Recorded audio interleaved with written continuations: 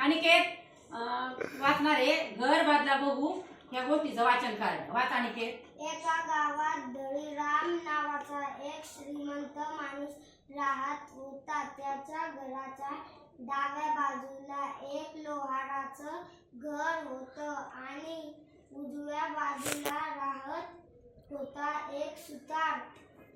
दिवसभर लोहाराच्या घरातून येणारा धनाचा आवाज ऐकून धनीरामचे कान पिटून जायचे. दुसऱ्या बाजूने सुताराच्या घरातून लाकूड कापण्याचा आवाज धनीरामला याचा फारच त्रास व्हायचा. आवाजाने त्याला काहीच सुसायचं नाही आणि धड झोपही यायची नाही. आता याच्यामध्ये एका बाजूला सुताराचं घर होतं, एका बाजूला लोहाराचं घर होतं आणि त्यांचा खूप आवाज यायचा. त्या आवाजाने त्याचे कानांना त्रास व्हायचा, म्हणजे आवाजाचं प्रदूषण व्हायचं बा. म्हणून तो काय म्हणला, धनराज म्हणला आता घरच बदलू आपण. म्हणजे कधी कधी काय होतं, आवाजाने पण आपल्याला खूप त्रास होतो. म्हणजे आवाजांचं प्रदूषण सुद्धा त्रासिक असतं, जास्त आवाज नकोय.